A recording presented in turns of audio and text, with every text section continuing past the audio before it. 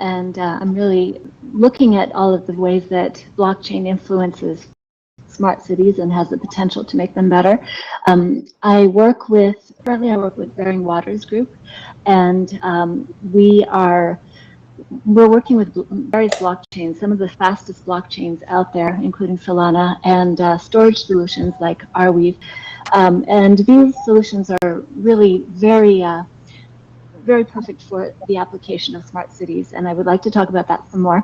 My background is really with fintech, mostly PayPal, Apple, and more recently I've been in the crypto space with companies like Shapeshift and other trading platforms. So I'm thrilled to be here. Thank you so much for inviting me. Thank you, Lisa. Yeah, Mo, let's talk about your company and your experience. Yes, absolutely. Thank you for having me. My name is Mo Morsi. I'm founder and CEO of DevNull Productions. We're an early stage startup focused on blockchain analytics and intelligence services. I was personally speaking, I was a former software engineer. I worked at Red Hat for 12 years. And I also was an early blockchain adopter. I saw that in 2011, 2012, that time frame, I saw the revolutionary aspects of Bitcoin and what it brought to the table.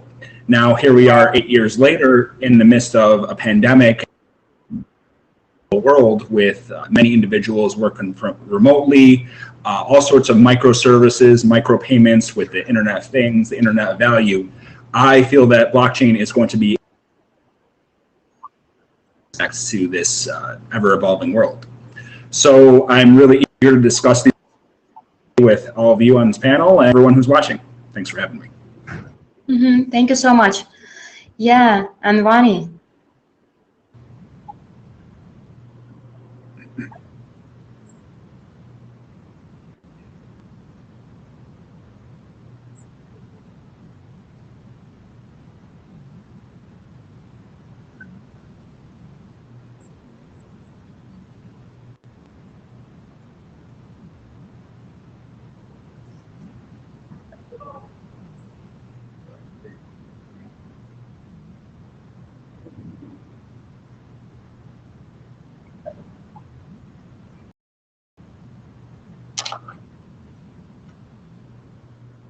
Oh, thank you so much. Do you hear me? Yes, yes. Yes, please start. Go ahead.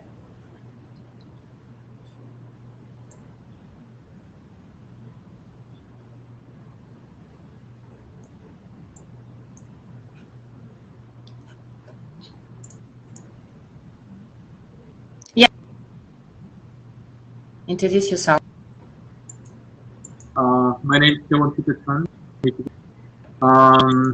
Nice to you. I'm actually I'm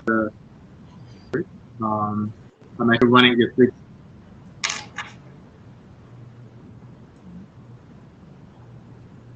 of the companies I run is the World Smart Cities Forum, which is London-based nonprofit organization.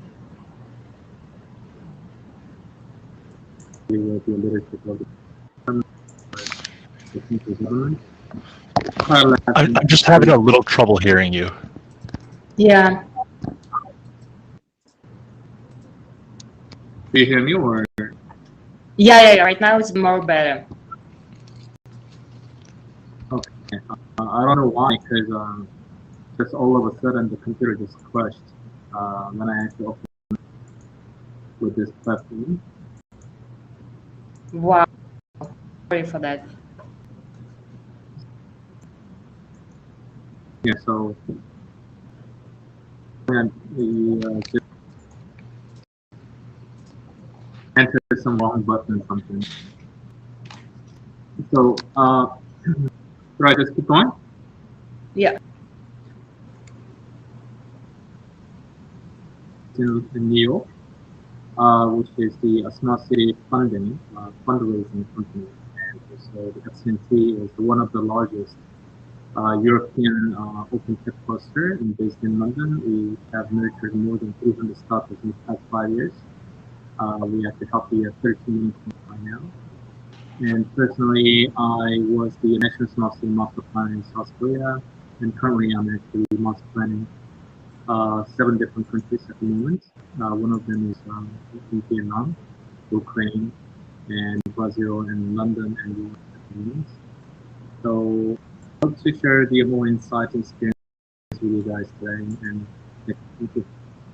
Thank you. And Eric, are you here? Yes, I am here. Yes, please introduce yourself. Yeah, hey guys, really excited to be here. Sorry about the lack of a webcam for you guys to see me, but so I work primarily in digital retail and tech coffee. I'm the founder and CEO of a early stage company called Beam Coffee, and we build smart cafes that's making quality coffee and specialty coffee more convenient and accessible.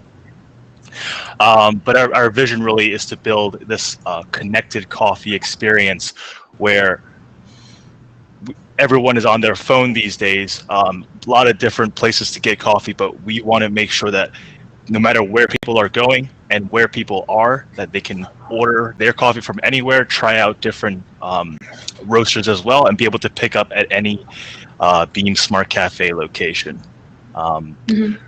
The sort of origin of the idea came from I'm originally from China, so just gonna hear from my accent, I'm pretty American as well. So when I went back to China a couple of years ago and just saw how convenient and just super super easy everyday life was with WeChat and everything being QR based, we saw that this is where digital retail was going. In the not there yet. It's going to be there in a couple of years. But how tying back to smart city, I think being able to access a higher quality version of what people drink on a daily basis is definitely where the future of coffee retail is going. So. Thank you so much. And Lubna, are you here? Yeah. Okay, Lubna. Something happened with. Okay, and first question, let's talk about insights and what's going on with technologies for the smart cities and for the food industry, for the blockchain, beyond like the next 15 years. What is your prediction? My feeling is that smart cities are the way of the future. We're already seeing millions of people moving into, I think it's over 1 million people who move into an urban environment daily, although that number is a little bit different with the pandemic right now. But by 2040, we expect about 65% of the world's population to be living in cities. And we're thinking about what these cities will look like. And as Eric mentioned, convenience is really the name of the game. That's where we're going. So these cities will become more and more smart cities. So the way that I see this happening is smart cities will really be the topic. So we're going to be working on ways to make it more efficient, more convenient for people. And it's hard to go back. I actually lived in New York up until a few months ago when, like many people, there was a bit of an exodus from New York City. And I miss it. It's so convenient. You walk just a few blocks and you can get anything you want. Going a mile is like, I have to go all the way across town today. Yep. You never have a car. You just walk everywhere. It's really great. Reminds me of how Hong Kong was, what you said. Hong Kong was before everybody else got cell phones. Hong Kong had cell phones, and it's just the way of the future. China often leads us in that direction.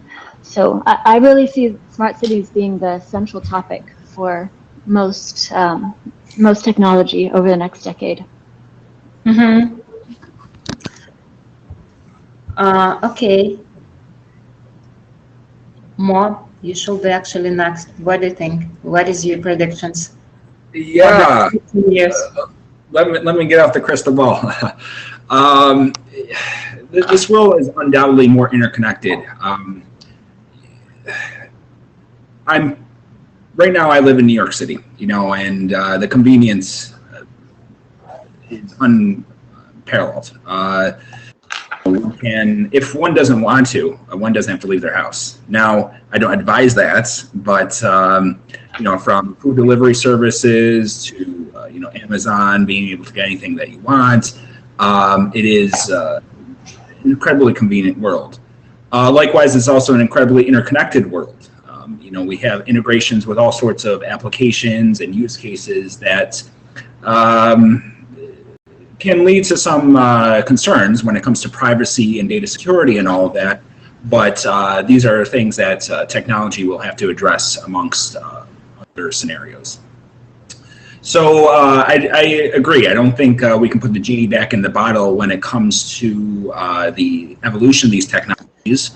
Likewise, I can foresee a situation in which not only the cities are smart, but the states and the countries. You know, we all have to work with individuals and organizations across the world. I don't think there's anyone here that is in regular contact with individuals in Asia and Europe and all sorts of places. So there are certainly challenges which manifest due to that. You know, how do we send payments efficiently, and, you know, for low cost? You know, perhaps the services that we want to purchase from around the world, those don't justify a high cost network. So we'll need new technologies to address this, to convert currencies and commodities and really any kind of financial asset from one to the other. And I feel that we're just starting to see the emergence of these technologies as we speak. Mm-hmm. Interesting. Eric. Yeah, you know,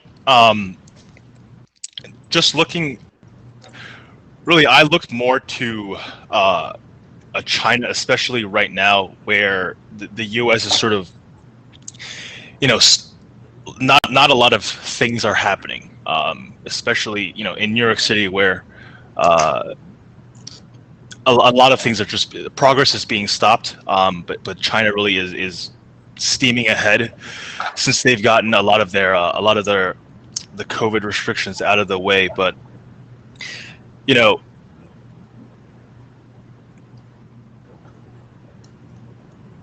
besides just convenience and connectivity, there's a lot of different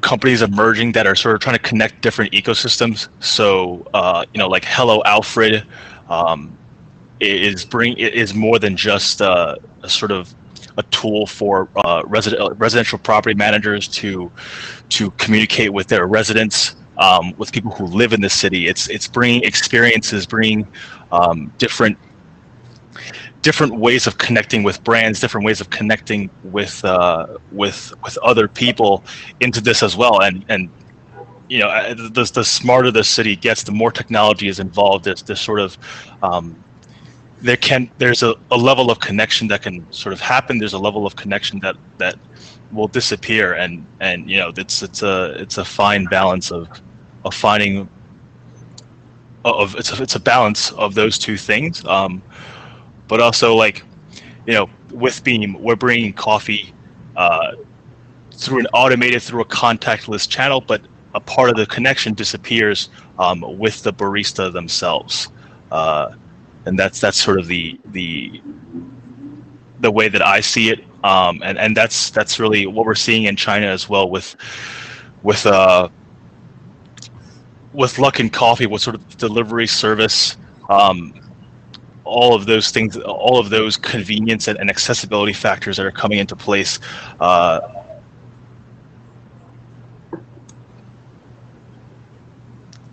It's going to be I don't know. It's going to be interesting. You know, there's obviously going to be, besides just technology, there's cultural differences on how you know, this will evolve. So, you know. Yeah, I don't know. What do you think? What's going on with smart cities beyond next 15 years? What's going on with the smart cities in the next 15 years? Next 15 years, 1-5. No, 15. Okay, so I don't know how you should come up with the specific number of years, but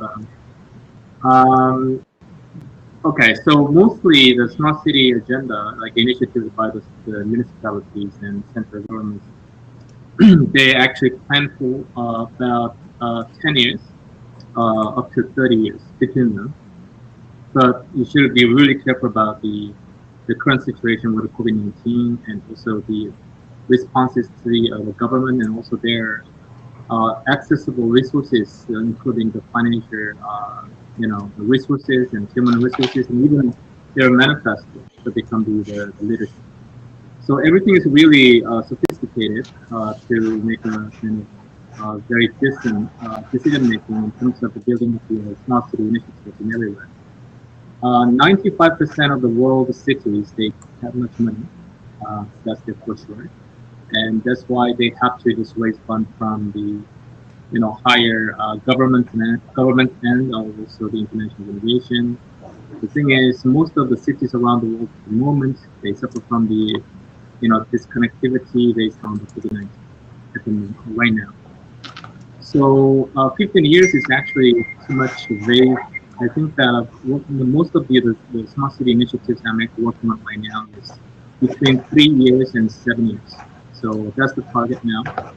So if you ask me about the 15 years, my answer is not. I'm not quite sure because everybody's talking about the technologies and solutions first, but I wait much more about the kind of activities and how we're just trying to engage the people and residents, like most of the stakeholders of the cities, to be much more actively engaged with their the activities based on the city. So maximizing the satisfaction of the residents and also the pursuit the happiness and to achieve the specific goals like how to make the city much more sustainable and resilient and based on making the economic stability and also innovation consistent with the job creation. So I think that technologies has been evolved so much. So if you're talking about blockchain, if you're talking about data,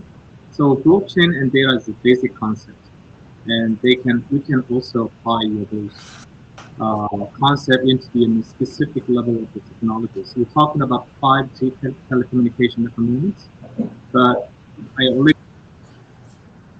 with other webinars earlier this morning, but 5G can bring up some kind of very fancy models of the services and solutions, but later, because just remember that back in 2007, about 13 years ago, nobody used the smartphones back then. So now you maybe 13th version of the smartphones. So we have witnessed a lot of fast the evolution of technologies and development. So here, I think that years is actually where uh, the every country is actually just trying to become to tackle the problems and challenges of their cities and countries. Guys, let's look at the traditional sectors, okay, finance, food industry, travel, and what is the new opportunities after the pandemic, after the COVID?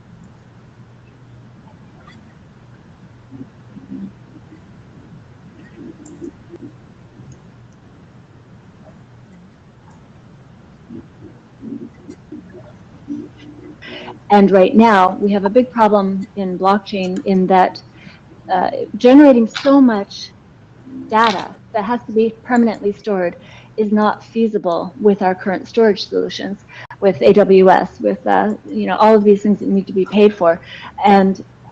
But what we're seeing is a revolution in the storage industry where cost. And as we come out of the pandemic, to get back to your question, Manana, as we come out of the pandemic, we're going to need the ability, the technology is there. It's just that scaling it up to a level where it can support smart cities hasn't been done yet. We're right on the edge of breaking through that. And that's why I'm so excited about the really big problem in blockchain these days is that we don't have the storage capacity. That blockchain needs to be replicated over and over again. And as it becomes more highly performant, how can we store all of that data? Well, now we are seeing the storage industry come through and provide these solutions, like the one with Arweave with the permanent solution, permanent.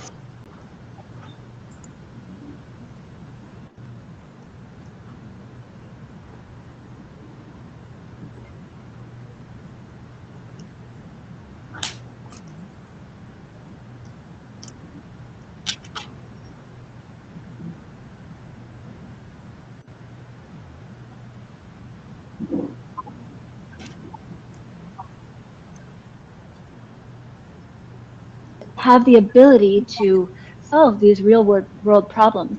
Actually, I think to your point, we're going to see a very rapid acceleration in the adoption of technology because as we've been, as Eric mentioned, we've been held back a little bit because of the pandemic, because of lockdown, because of dispersion from the cities. As soon as that ends, as soon as we feel like it's safe to be out in the world again, we're going to see a catch-up. And blockchain has been the promise for the last at least 5 years, has been a promise of solving all these problems. I think we're going to see practical world solutions emerging, and blockchain will become not so much that thing that those strange cryptographic people use, but PayPal's using it. Visa is embracing it. We're going to see real world adoption of blockchain and rapid evolution in the technology. Mm-hmm. Thank you so much.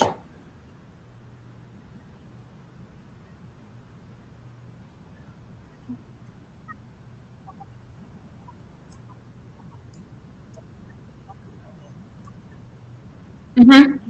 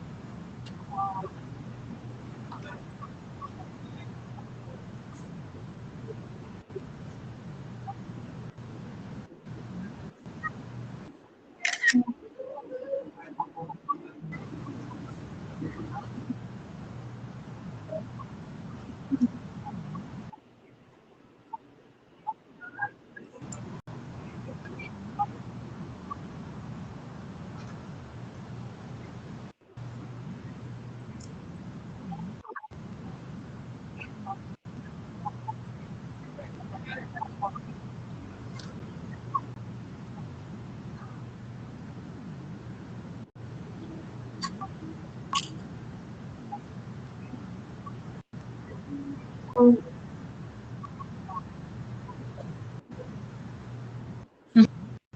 much and more. What do you think? Yeah. There's a lot of good. Each one of these topics can foster very discussion. I guess to your question, Anna, what will be prevalent? Where are the opportunities in coming years? It's hard to say. The pandemic blindsided a lot of us, and that's kind of resulting in a kind of many societal changes. Now, hopefully it will end soon. Who knows, really? But whether or not some of those changes are permanent or not is to be determined. I mean, are people going to be going back to the office? Or have we seen the end of kind of the office culture?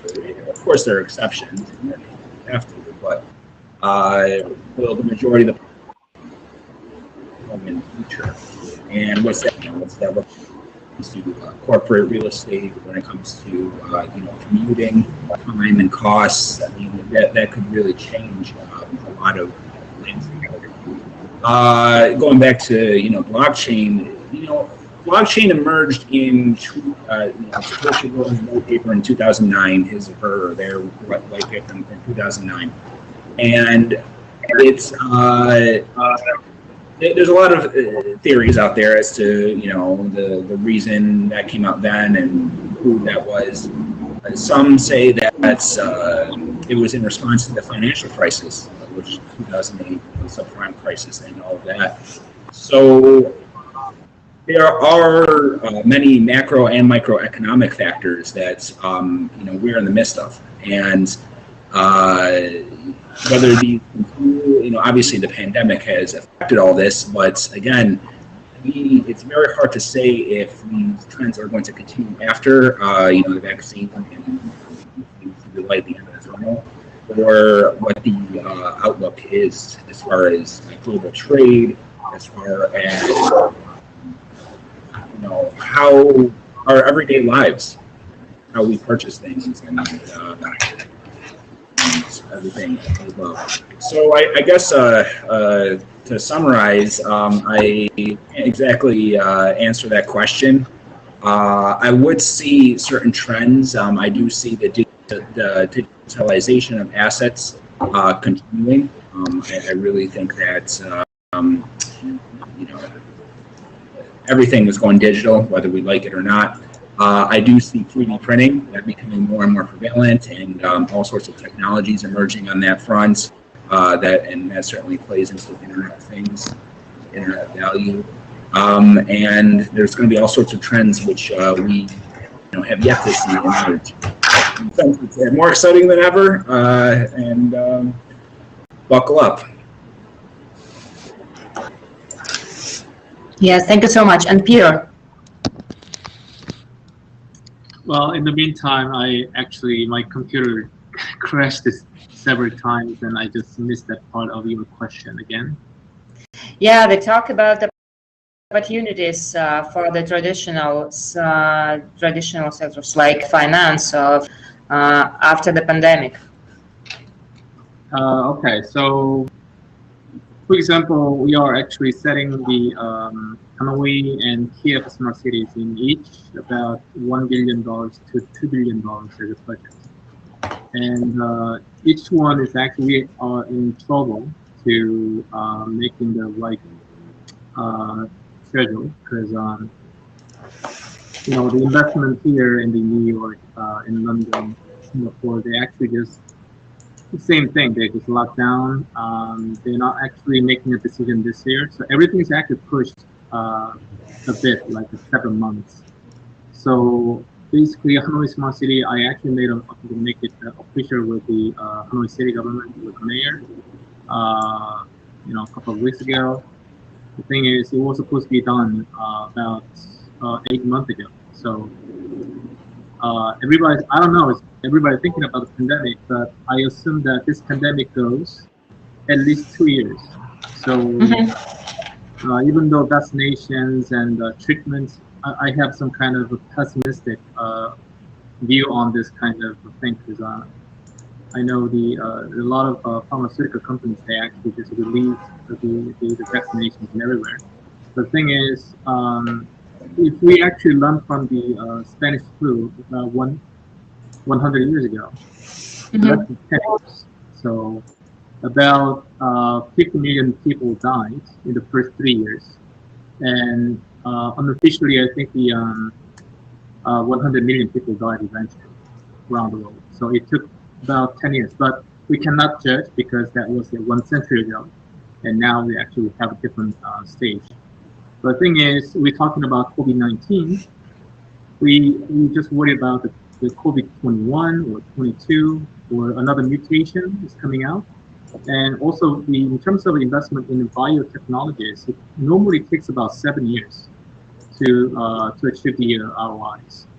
But just like within a year, like emergent approval by FDA and CE in Europe. So we do not know exactly what's going to happen. It's going to also affect the future of the smart cities or the future of technology and everything. The one thing that I can see that it's optimistic here in the United States, because digital transformation is very, is speed up right now. I always am talking about the comparison between London and New York, or maybe Silicon Valley. New York is very conservative cities in terms of many different things. I'm actually talking about small cities. It would be the municipality government here in New York. They're talking about new development, like Ferguson yards kind of type of things, and this kind of mentality and definition of small cities is way different. I think that the pandemic, post-pandemic, a lot of people talking about post-pandemic, but we need to think about how to bring the people and business back to the city. That is the number one agenda. We're not talking about the technologies or scope of the innovation. I think that we have to prioritize how we just like to bring the people back in the city and how we convince them to feel safer.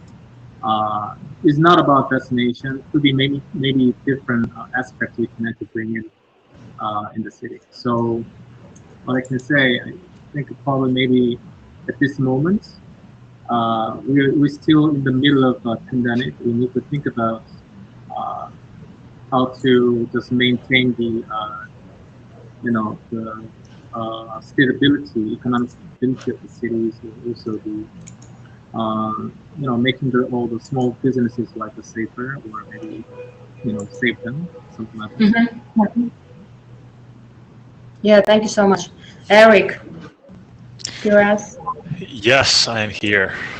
Yeah. I did not drop out. Yes, and just to Peter's point of bringing businesses back to the cities, there's all across the country, restaurants have closed, are still closing. Coffee shops, all these small mom and pop shops, if you will, have struggled during the pandemic, and it's the viability of them coming back is going to be tough. And so really what I'm seeing in the food and beverage industry and where things are going is towards a combination of being able to deliver the convenience that everyone experiences with delivery, and sort of the upgrade in quality that now a lot of people are using Freshly, Blue Apron, Hello Fresh. All of these things have sort of leveled up people's expectations, and for them to come back, have to rent out a space to a restaurant, sit down area. That's going to be super expensive. So there's really two directions that the food industry could go. One is towards a sort of shared kitchen space. There's a company called Nimbus Kitchen on the Lower East Side. That's something they're building, where you can have sort of your brands operating there. They only do takeout, only do delivery, or more towards automation with more like automatable foods. There's been some progress in your sort of basic labor not necessary kinds of products like hot pot, like stir fry, pizza, all of those things were on the rise before the pandemic, but the pandemic obviously accelerated a couple of different things, but this is definitely one of them.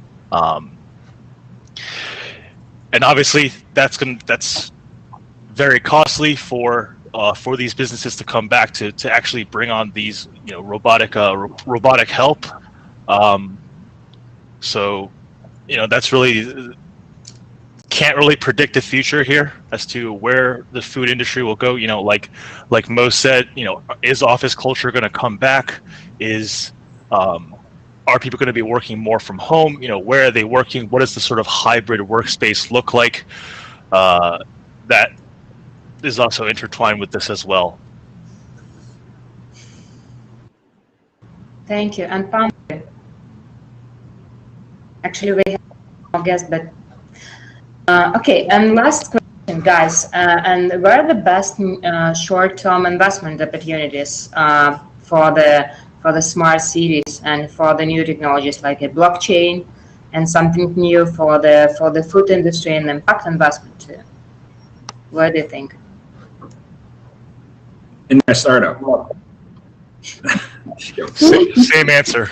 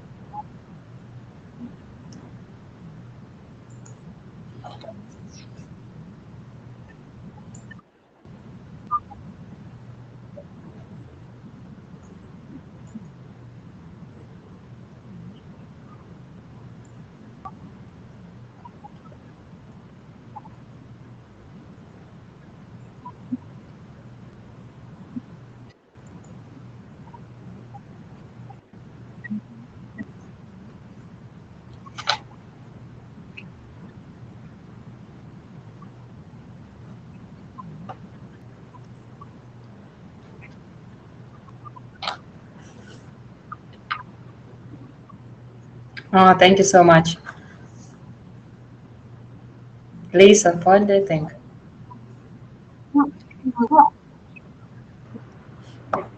How people are evolving with the pandemic and with the ideas of smart city in mind. We're all going that direction as a population, I think.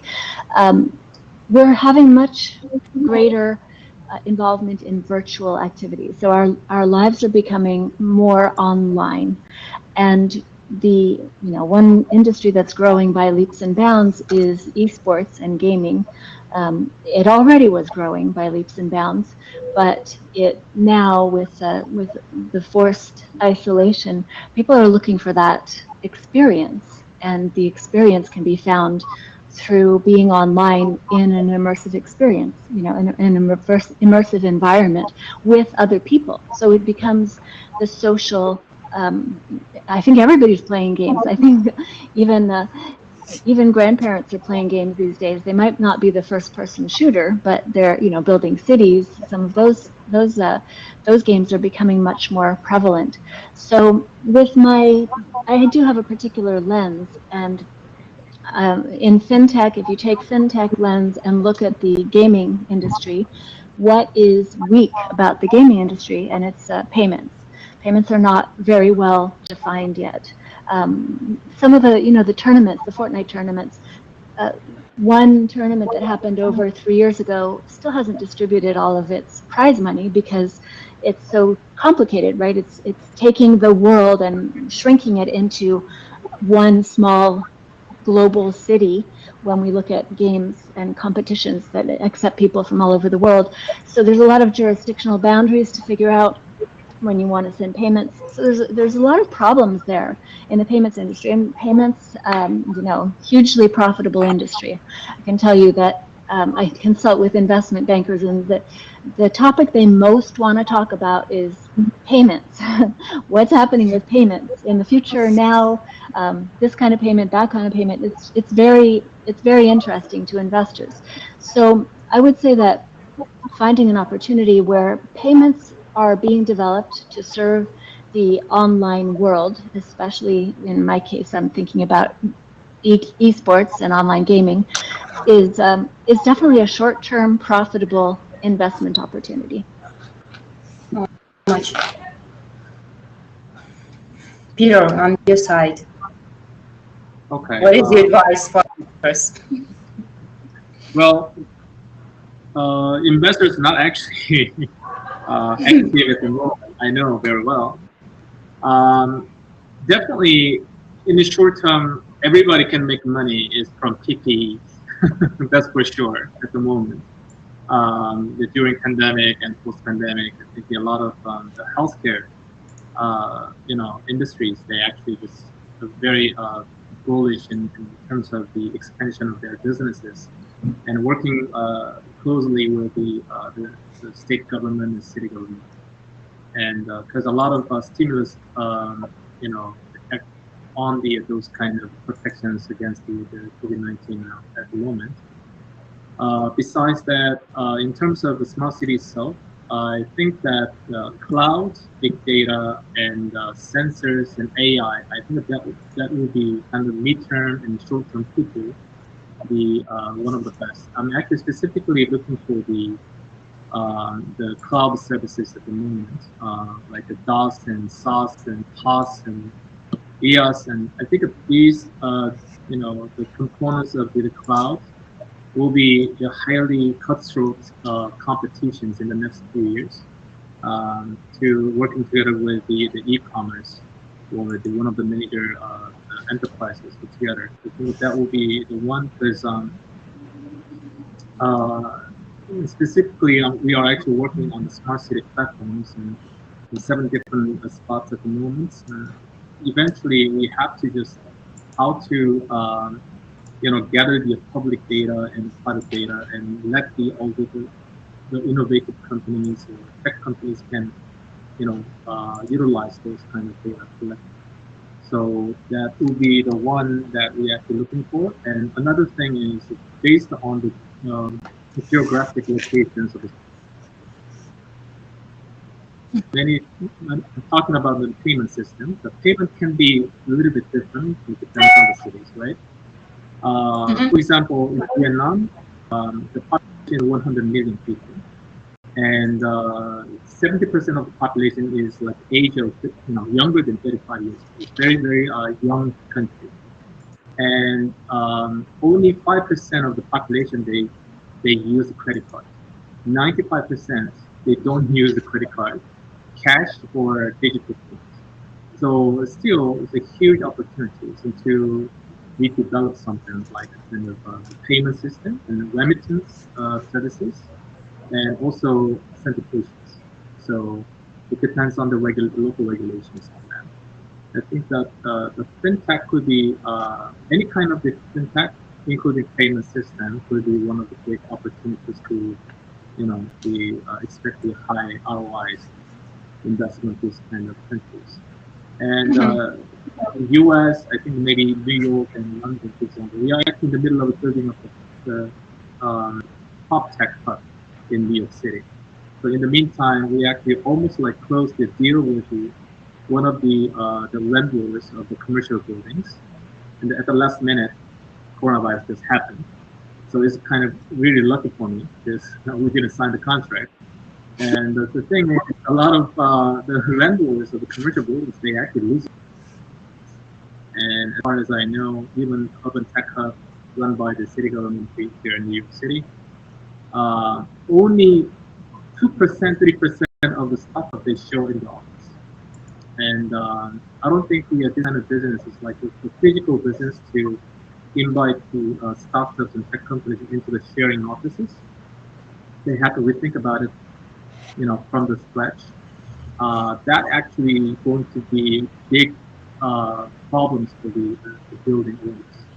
So the prop tech is actually now expanding to a more scope, including for example, blockchain-based invoice, blockchain-based payment systems, and the data sharing systems and everything. We can actually maybe extend more definitions into the prop tech.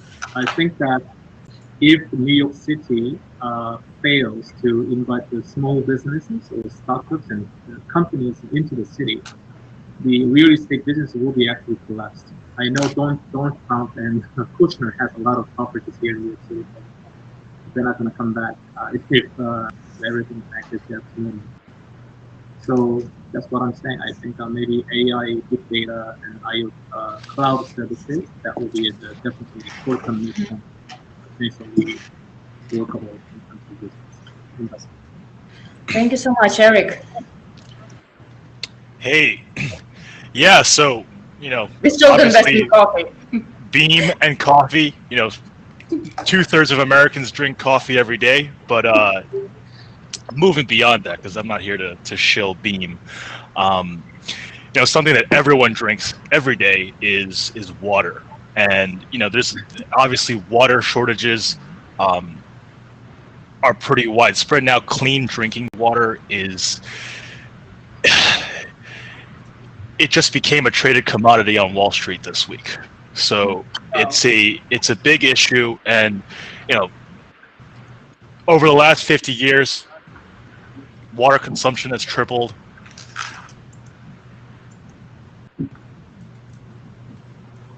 Yeah, actually. And I clicked on the wrong thing. South. You guys hear me? Yeah.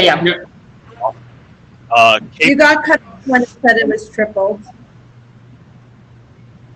Got it. Yeah, so water consumption tripled in the past 50 years, obviously largely due to agriculture and industry, but Cape Town in South Africa, they a couple of years ago had a day zero incident, which they completely ran out of their water supply.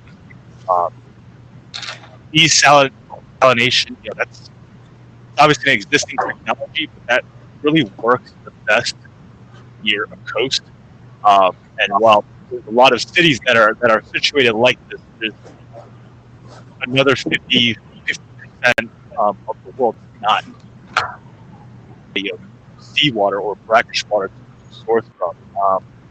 So, given this sort of state of the world, and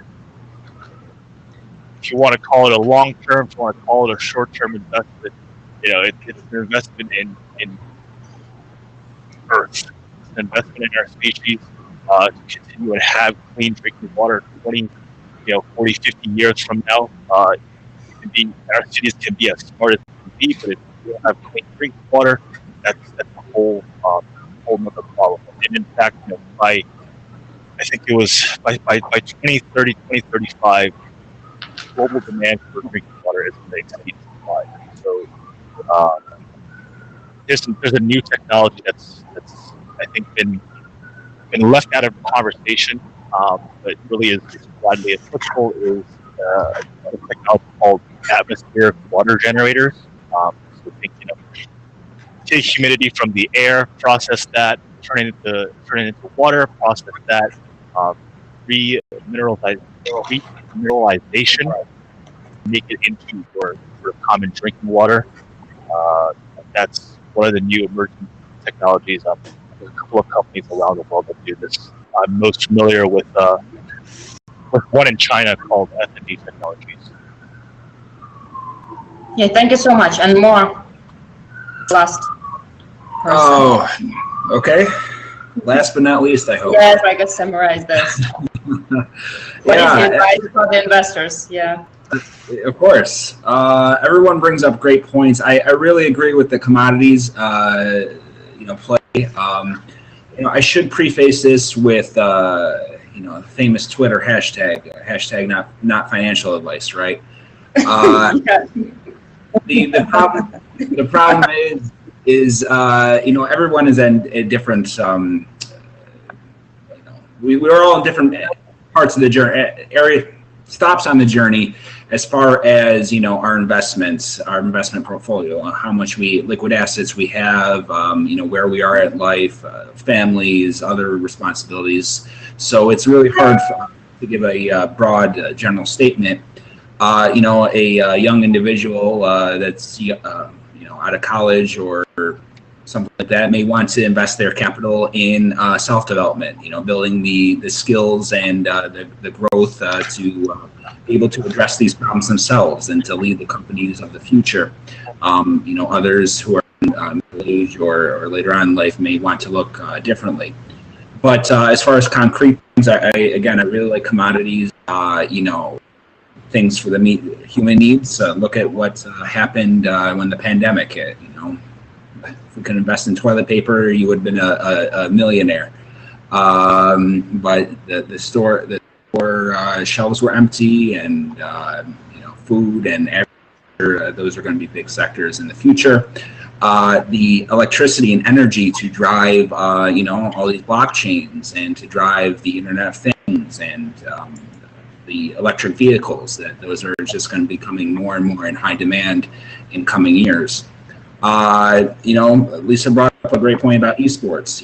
Some of these new emerging sectors, the space sector, SpaceX, and there's going to be a plethora of surrounding companies as tourism takes off, and all sorts of services are going to be brought into space. Now, this probably won't be the short term. I know the question was asked for that, but at some point these things are bound to happen. I mentioned 3D printing a while back. I know several companies are working on revolutionary technology in that sector. I'm really excited at seeing where that goes. Robotics, that's another amazing sector. We're starting to see all sorts of autonomous systems in society, and it's really, you can open up a sci-fi book or watch a science fiction movie, and we're starting to see it in front of our very eyes when we look out the window. So, I would be amiss if I didn't mention cryptocurrencies. I think those are going to be the payment rails of tomorrow. One caveat, though, is that it's the Wild West. So be aware what you're investing in, and not only invest in the technology, but invest in the team, invest in the use case. You don't want to get burnt. So, make sure you enjoy the journey. Yes. Okay. For this live stream. Thank you, Lisa, Eric, Peter, more. See you next time. Thank you. Have a great weekend. Thank you, everyone. Pleasure. Thank you. Bye.